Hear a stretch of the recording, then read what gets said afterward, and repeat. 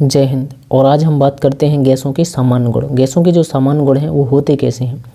तो पहला प्रश्न है, निश्चित ताप पर किसी गैस की ताप क्या है, निश्चित है, और उस निश्चित ताप पर किसी गैस के दिए हुए द्रव्यमान का जो दाब है उसके आयतन के प्रतिलोमानुपाती होता है, यह नियम है।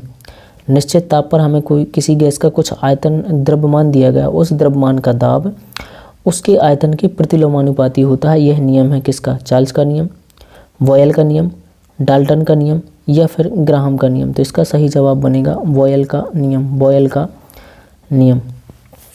अगला प्रश्न है, स्थिर ताप पर किसी गैस का आयतन कम करने पर उसका दाब। स्थिर ताप पर ताप स्थिर है और किसी गैस का जो आयतन यदि हम कम करते हैं तो उसका दाब क्या हो जाता है, कम जाता है, बढ़ जाता है, पहले घटता है फिर बढ़ता है या अपरिवर्तित रहता है। तो सही जवाब हो जाएगा बढ़ जाता है, बढ़ जाता है। अगला प्रश्न है, स्थिर दाब पर गैस का आयतन परम ताप के समानुपाती होता है, यह कहलाता है।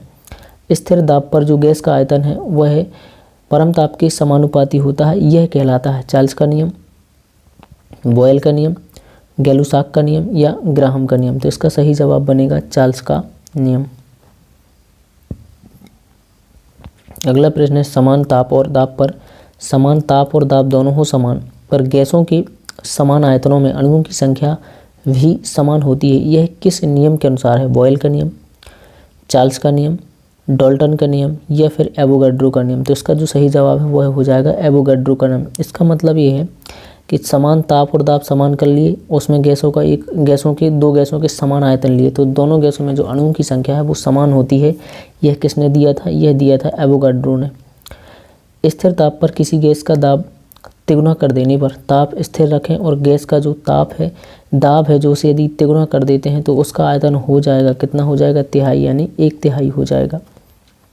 अगला प्रश्न है, एनटीपी यानी कि नॉर्मल टेम्परेचर प्रेशर पर 22 ग्राम CO2 का आयतन होगा। नॉर्मल टेम्परेचर प्रेशर पर जो 22 ग्राम CO2 का आयतन होगा 22.4 लीटर, 11.2 लीटर, 44.8 लीटर या 2.24 लीटर। तो इसका जो सही जवाब है वह बनेगा 22.4 लीटर। अगला प्रश्न है, गैसों के विसरण का नियम किसने प्रतिपादित किया, बॉयल ने, चार्ल्स ने, ग्राहम ने या एवोगाड्रो ने। तो गैसों के जो विसरण का नियम है वह दिया था ग्राहम ने। किसने दिया था, गैसों के विसरण का जो नियम है वह ग्राहम ने दिया था। अगला प्रश्न है, निश्चित ताप और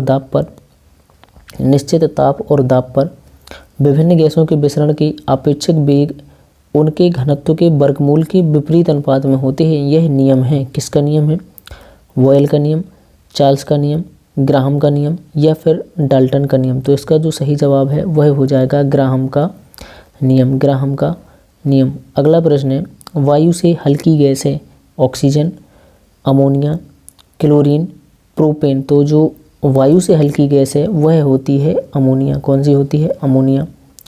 अगला प्रश्न है, वास्तविक गैस किन परिस्थितियों में आदर्श गैस की तरह या आदर्श गैस सा व्यवहार करती है।